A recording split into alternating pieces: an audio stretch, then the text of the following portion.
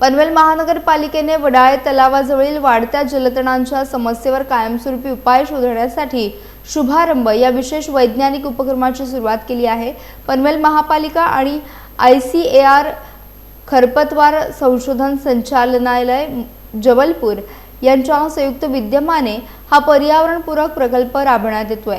गेल्या काही वर्षांपासून वडाळे तलावात मोठ्या प्रमाणात जलतण वाढल्यामुळे पाण्याच्या गुणवत्तेवर परिणाम होत होता। तसेच तलावातील जैवविविधता आणि पर्यावरणीय संतुलन धोक्यात येण्याची शक्यता निर्माण झाली होती। याच पार्श्वभूमीवर महापालिकेने वैज्ञानिक पद्धतीने तण निर्मूलन करण्याचा निर्णय घेतलाय। शुभारंभ उपक्रमांतर्गत तलावातील तणांवर जैव नियंत्रण पद्धतीचा वापर केला जाणार आहे। रासायनिक उपायांऐवजी नैसर्गिक आणि पर्यावरणपूरक पद्धतीने तलाव स्वच्छ ठेवण्यावर भर दिला जाणार आहे।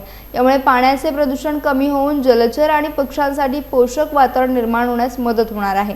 या कार्यक्रमाला महापौर नितीन पाटील, अधिकारी आणि संशोधन संस्थेचे प्रतिनिधी मोठ्या संख्येने उपस्थित होते। पर्यावरण संवर्धनाच्या दिशेने उचललेले हे महत्त्वाचे पाऊल म्हणून या उपक्रमाचे स्वागत केले जात आहे।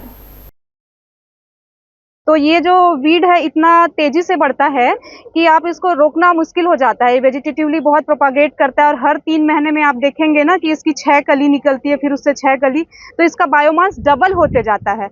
और इसका कोई भी अगर सस्टेनेबल कंट्रोल देखेंगे ना तो कोई भी कंट्रोल नहीं है। और आपके पास नेचर ने इतना अच्छा चीज़ दिया जो कि इंसेक्ट आप देख सकते हैं, सिटोबैगस साल्विनाई, जो कि कुरकुलियोनिडे फैमिली का है end it is well twisted, well proven through out the world end India. End ये जो कीड़ा है सिटोबैगस साल्विनाई, ये जो इसके ग्रोइंग बर्ड है ना, आप देख सकते हैं, यही हम लेके आए हैं ना इसको, तो ये खा चुके हैं इसके ग्रोइंग बर्ड को कम्प्लीटली। हाँ, लार्वल पॉइंट। इस कीड़ा का 3 स्टेज होता है, एग होता है, लार्वल इमेच्योर स्टेज होता है, अडल्ट होता है। तो जो इमेच्योर और अडल्ट स्टेज होते हैं ना, वो धीरे धीरे करके इसके जितने भी ग्रोइंग पॉइंट है ना उसको खा जाएंगे। उसके बाद वो ग्रो होना बंद हो जाएगा और प्लांट अपने आप सूख जाएगा।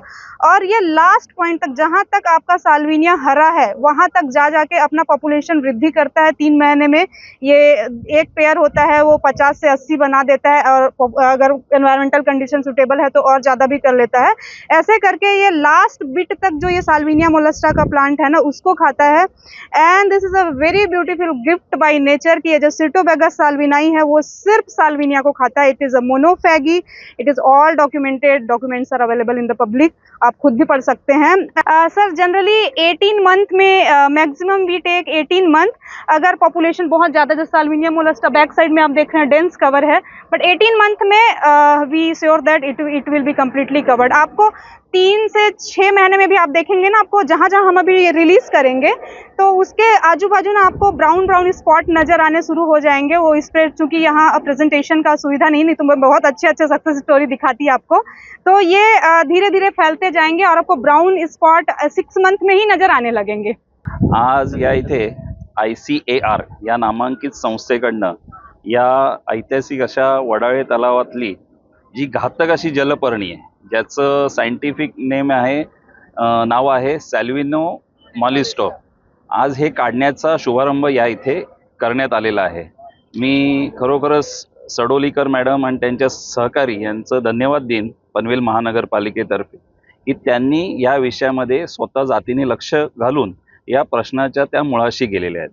आज या इथे पनवेल महानगरपालिकेने गेल्या 2 ते 3 वर्षामध्ये किमान 1 ते 1.5 कोटी खर्च या जलपर्णी, घातक अशी जलपर्णी काढण्यासाठी केलेला आहे। आणि तो खर्च करूनही काही उपयोग झालेला नव्हता किंवा अनेक नागरिकांच्या सातत्याने तक्रारी येत होत्या।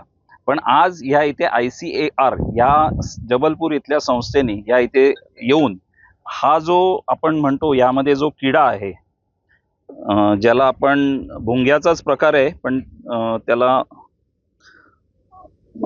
सोंडे असं त्याचं म्हणजे नामकरण आहे। पण भुंगा या प्रकारातली तो एक किडा आहे आणि तो याच्या आतमध्ये दिसतोय। ती ही जलपर्णी ही पूर्णपणे ते खाऊन टाकतं आणि येणाऱ्या 1 ते 1.5 वर्षामध्ये आपण पूर्णपणे ही जलपर्णी साफही होईल आणि पुन्हा ती वाढणारही नाही, म्हणजे एवढ्या प्रमाणात तर निश्चितच वाढणार नाही। याची या किड्यामुळे आपल्याला फायदा होणार आहे आणि याचा खर्च हा केवळ आता 16 लाखामध्ये होणार आहे। म्हणजे जो पनवेलकरांचा पैसा वाया जात होता तो निश्चितच यामध्ये वाचणार आहे.